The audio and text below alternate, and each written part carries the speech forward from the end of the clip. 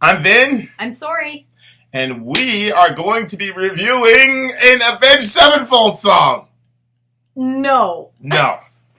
Come on, Slipknot fans, it's one for you. This one is for you. Listen, Avenged Sevenfold fans, you guys are amazing, you're beautiful, but we basically had to give somebody else a turn. Right. So now we're going to do Slipknot, we're going to do Snuff, and it's a relationship song. I never told you that, but Oh, really? it's a relationship Like song. good relationship or? Well, I mean, it's Slipknot, so probably not. Oh, no. But I mean, it's brilliantly written, and we have the lyric video up here, so we're going to be looking at the lyrics while it goes. Okay? All right. So, Slipknot Snuff. Here we go.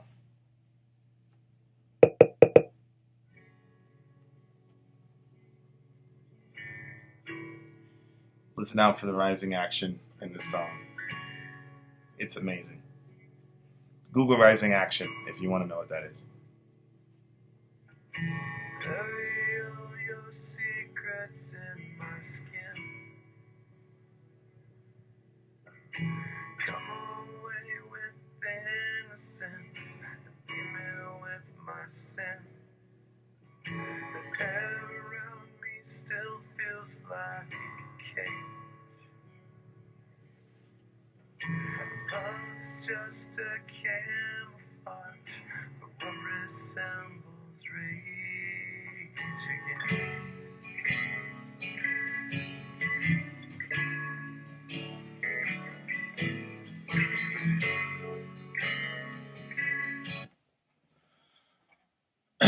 Bury all your secrets in my skin. Come away with innocence and leave me with my sins.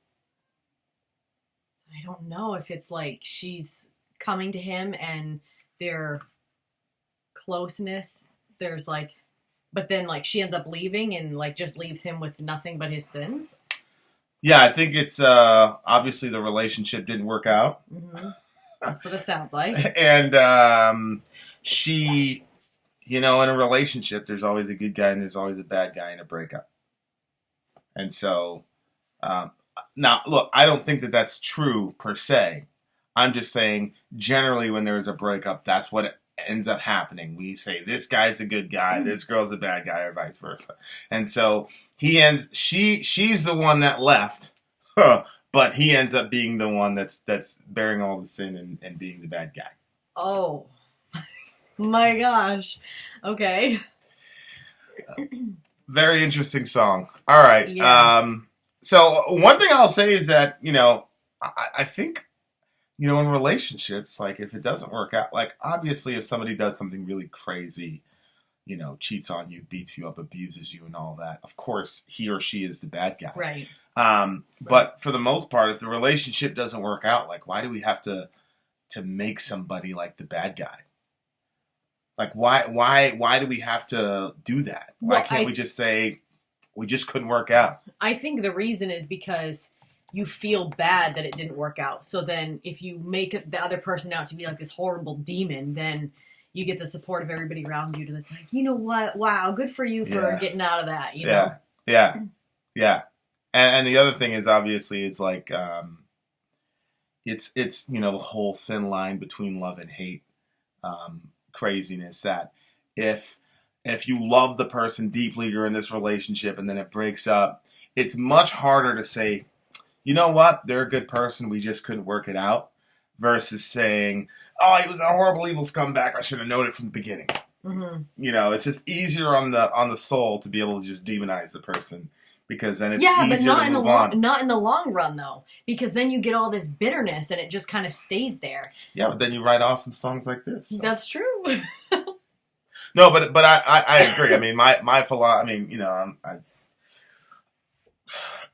I had a relationship very similar to this. It's over, and I'm still able to say she was a good girl, she's awesome, blah, blah, blah. Mm-hmm. But, at the time when it was happening, I was not able to do that. So it's like maturity that I had to grow into. I mean, I knew the girl since, high school, freshman year of high school. So, you know, that's a hard thing to be able to do. But I couldn't hate her. You know what I mean? Mhm. So anyway, the musicianship in this is crazy. So if you love me, let me go. Run away before I know. That's pretty sounding. My heart is just too dark to care. Wow. I can't destroy what is in there. Deliver me into my fate. If I'm alone, I cannot hate. I don't deserve to have you. My smile was taken long ago. If I can change, I hope I never know.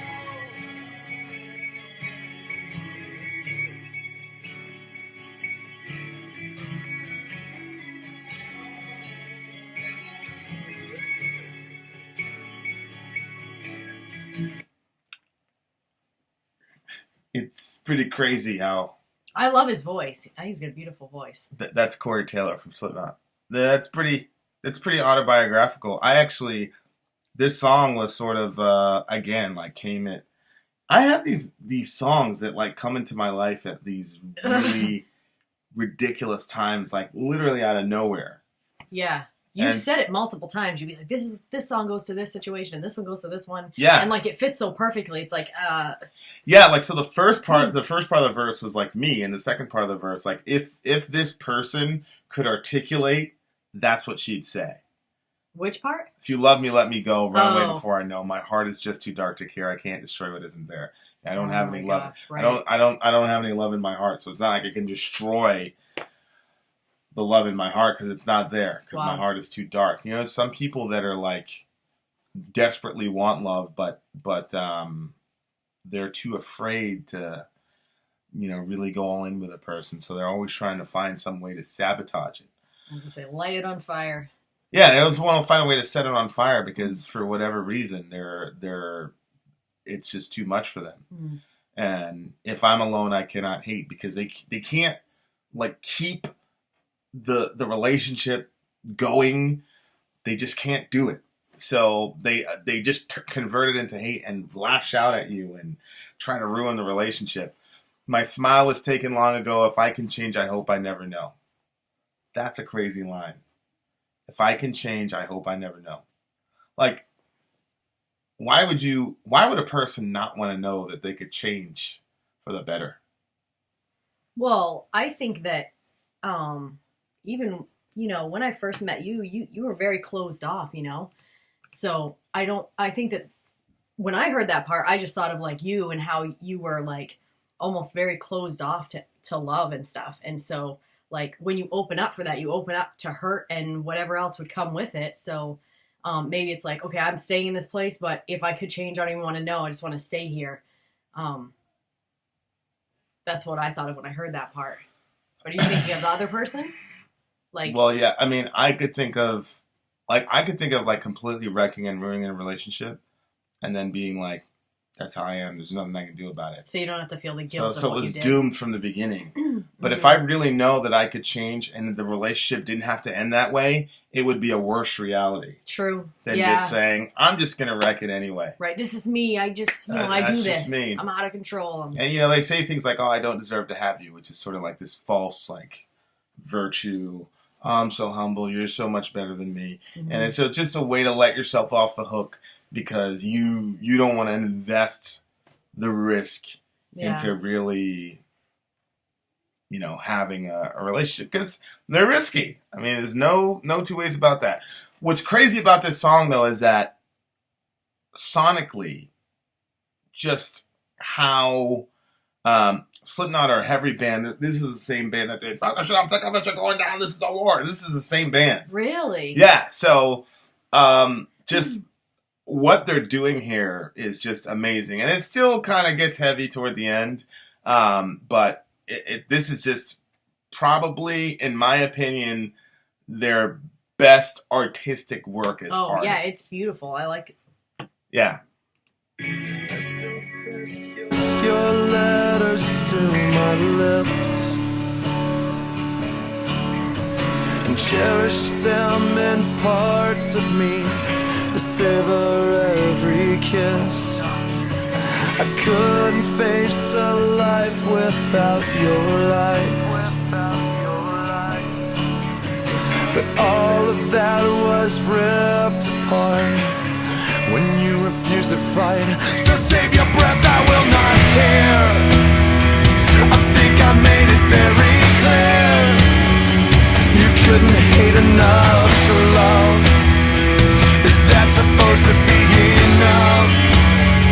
I only wish you weren't my friend. Then I could hurt you in the end. I never claimed to be a saint. Ooh, my own was vanished long ago. It took the downfall to let you go.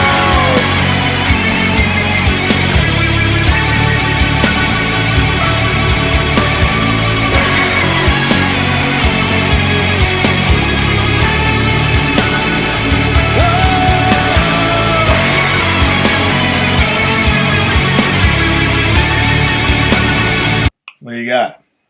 Well, it's distracting because it fits your situation, so I'm distracted by that.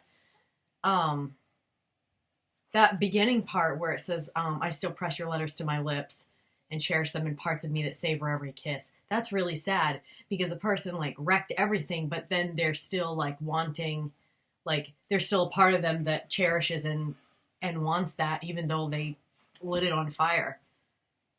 Yeah. Yeah, relationships are crazy, man. Human beings are crazy. Multifaceted, so deep that you have one emotion and one feeling on something, but it's not the only one. There's other ones, and sometimes the other ones come forward, and sometimes it just depends, you know. Yeah, and I think it's songs like this that because you were in a relationship, and I was in a relationship that took up over half of my life. Yeah. And so when you leave those relationships and you have these significant ties with the person, I think one of the things that gave us strength with each other is to be able to admit that there's always going to be a part of you that loves that other person. And yeah, because I didn't want to admit that at first. I'd be like, oh, I'm so mad, and I'd just like point out all the stuff that made me so hate angry. him. Yeah, he did this and that and everything else. And then like on the days where I was feeling sad, like missing him, then I would just like point out all the stuff that made me so angry that he did and all the ways that he hurt me. And then you like really started like talking to me about it and getting me to the point where I could say, you know what? He wasn't all bad. There was things that he did that was bad, but not everything was bad. And there's a part of me that will always love him. And I was actually so much healthier once I was able to admit that. It took a while, but admitting it was like, I felt like I could breathe again. I'm like, okay. Yeah, I mean, you can't put so much of yourself into a person. And like, that's like, if you love a person, then you love them. And that's it. Mm. If you love a person, it's too late. It's already too late. The minute you love a person, it's already too late. Like that's never going to change.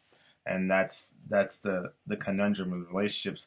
That line is crazy. I only wish you weren't my friend and I could hurt you in the end. Yeah.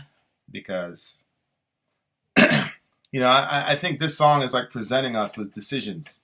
There's one decision that's like, like I'm away from this person, I don't want to hear from you, blah, blah, blah. And the other decision is to say, okay, but the reality is you still love the person. There's always going to be a part of you that loves the person. Yeah. So who are you going to be in the song, basically? Because it's almost like a conversation back and forth between two people. All of that was ripped apart when you refused to fight. Like that's, how do you feel from that perspective, like when you hear a line like that? Because there's so much, sometimes in certain cultures or subcultures, let me be very careful, there's like a pressure to remain in a relationship that's abusive and unhealthy, and like you're supposed to fight for it or whatever.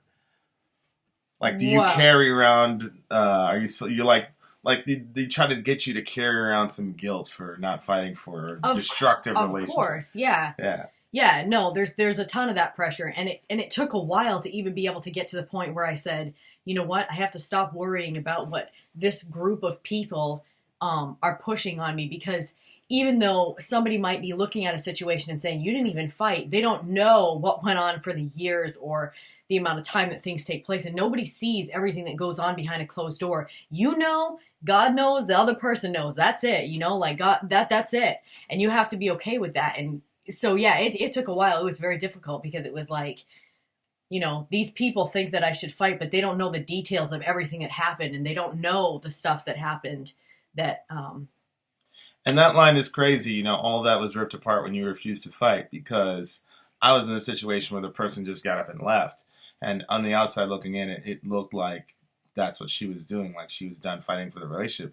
But even in the song, how did they get that close if the person who left wasn't really fighting? But, you know, it's always a person who gets left that makes that accusation. I mean, I did that. Oh, you didn't fight for her. You know, I've been fighting. I've been keeping this whole thing together. right.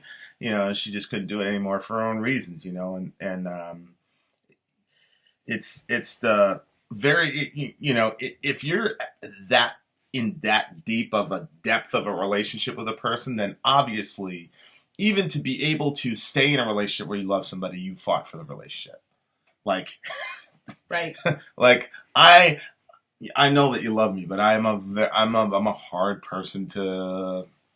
You got to overlook a lot of things, and I think every relationship that stays together at any point for any reason, there's fighting for the relationship happening. And I think it's almost like this unfair thing to, like I said, I've done it.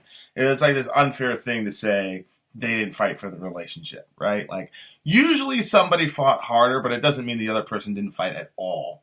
But yeah.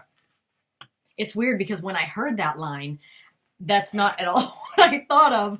What I thought was, where is it? Point to it again. All that was ripped apart when you refused to fight. Yeah, like, you know how there's some people in some relationships, like, they just want to fight. Like, that makes them happy, and that makes them feel secure. That makes them, I just thought it was, like, one of those type of situations. Like, everything got ripped apart only because you didn't have the goal that you wouldn't fight back. Like, I tried to push at you, and you wouldn't push back. Like, you just kept wanting to be the one that was like, hey, like, let's just make this work. We don't have to, not everything has to be a fight. Yeah. So, no, it's your fault that you wouldn't, you know, you wouldn't fight back. It could have been that. It could have been that. I love this line. I never claimed to be a saint. My own was banished long ago. It took the death of hope to let you go. That's such a meaningful line. What do you get from that? Because there are certain relationships where at the beginning you get idealized. Like, you were the greatest thing since sliced bread. Yeah. You're everything. And I've been in so many, not just like regular relations, not like, you know, boyfriend, Romantic girlfriend, husband. I'm just talking about almost every relationship I'm in, I get idealized. You totally do. And then, like, you're this saint. And, like, and it doesn't matter how much you say, I'm not like this, you know, I'm not because this people, person. every time you'd say, no, But I'm every not time like you that. say that, they go, that just means you're even more awesome. You're even better than I thought. You're so humble. False humility, too. And you know, he says, my own was banished long ago. Like, my own saint was banished long ago, or anything that's saintly in me was gone, you know. And obviously, you know, as you know, we're Christians, right? And we tell you guys we're unapologetically Christian. And so, you know, you get, especially in a church subculture, forget it. It took the death of hope to let you go. That line. Yeah, and that was really, you know, when you're in these relationships where, anyway, so you get idealized, you're this awesome person, blah blah blah blah blah, and then it's a really interesting way of people controlling your behavior. Like, that type of admiration is actually just another form of control, because what happens is, if I tell you you're this awesome saintly person, now there are certain things that you can't do or say. Right. Because you have to live up to that standard, and the minute you deviate from that, like, you destroy the whole world. Yep. No, you're right. So he's saying, but technically speaking, people with borderline personality disorder, they'll do this. They'll idealize a person, and then they'll crucify them the next day, and they're not doing it on purpose. That's just their disorder. And so here he's saying, I never claimed to be a saint. You know. Yeah. You put that on me. You put that. I never said that. It took the death of hope to let you go. Like, when these things come crashing down, because nobody can maintain that sort of standard that people have. Then all of a sudden, like, you're the worst person in the world, and then you have to let them go, and you kind of have to give up hope. you can be so like entwined with a person that you invest your entire life with them. And so the moment you come to the realization that they're not coming back, like it's the death of hope itself, because you put all this hope in a person. Mm-hmm. And so, of course, the crazy thing about, if people say, "Oh, you're using religion as a crutch," Christianity, and I'm like, of course I am. Everybody's using a crutch. This guy was using this relationship as a crutch, and it fell out from under him. So, at least I'm very clear about my crutches. In this situation, he had this girl as a crutch, and she, her leaving is called the death of hope. So, well, I think too, like, when there's certain things that you're like, okay, don't do this again. Don't let this happen again. And then the person keeps doing it, or they keep lying about it and stuff like that. And they make all these promises, and each time, you hope that they're going to stop. Yeah. But each time you're like, okay, next time hope doesn't get as big, because you're like, well, the last 10 times. And then eventually you hit a point where there's like this breaking, and you're like, hope is dead. And then it's at that point you're like, all right, there's nothing left here. You have killed every ounce of hope that I had. So, and then you end up letting the person go, but you never, I don't know how everybody else is, but yeah, I never really like completely hate the person. You just say, okay, I can't do this. So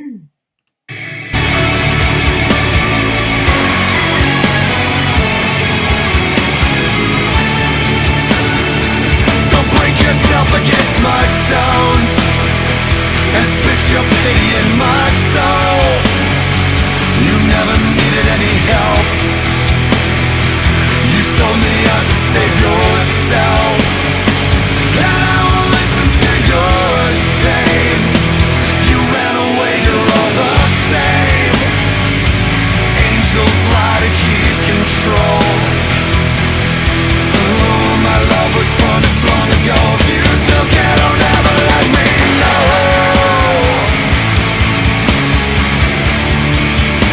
If you still care, don't ever let me know.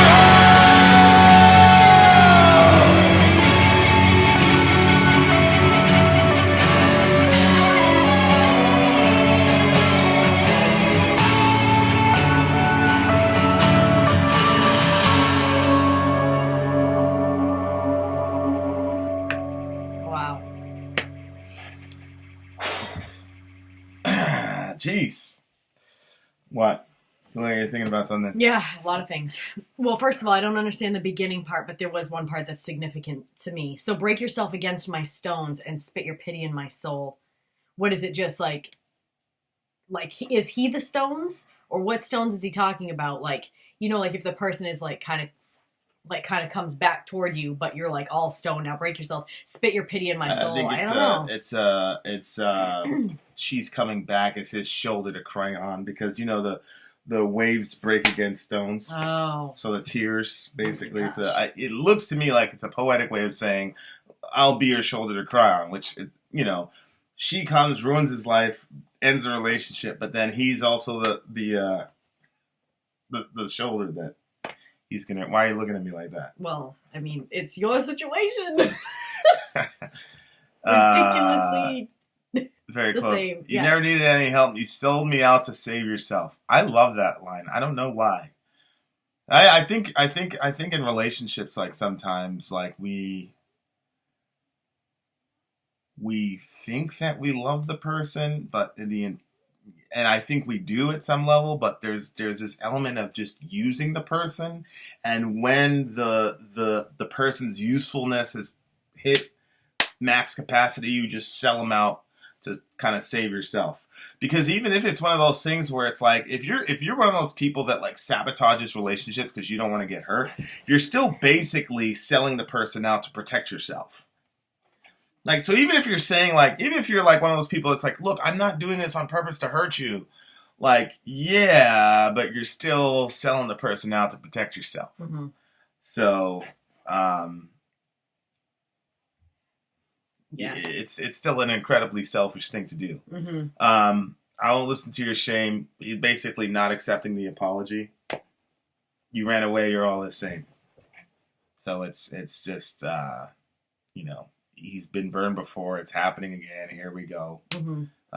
The you sold me out to save yourself part was significant to me because obviously in my past relationship, that's, the person they lie and they keep lying and making all these ginormous lies and like talking all over the place to all these different people. And they're doing it because when they actually did what was wrong. And when I said, I'm done with this and I backed out of the situation, they're not now to save their own name, to save their own face. They're spreading all kinds of stuff. So it's one of those situations where I'm like, oh yeah, that's what you did. And I won't listen to your shame because it's shameful. It's shameful to do that. Like, how are you going to lie all over the place like that? But you know I'm right. No, I know you're just a very cute young lady. I'm not gonna lie about you. So there you go. I think we're probably the most mature couple of all time. Like here we are talking about this deepful, meaningful song, and it's about our exes, and we're completely fine. That's because we're secure, ladies and gentlemen. Right. And if you don't like it, I don't know what to tell you. That's going to be on the shirt. Yeah. All right, guys. Vin's out. Oh, what do you give the song? 6. 6? Are you kidding me? This song is amazing. Oh, really? No, are you kidding? Lyrically, sonically? Yeah, no, I liked it. But this song is getting a 9. Whoa. A 9. No, I had a 6. Song's getting a 9. What was wrong with it? Because there wasn't enough artistic depth for me, like some of the other songs you've been listening to. Look at you rolling your eyes. Unbelievable. Hey. I think, and it felt short. I think we're done. It's over. Done. I am going to sell you out. To save myself. Anyway, all right. I give it a 9. She gives it a 6. That's because she doesn't know music. All right, guys. See you in another 27-minute video. Bye.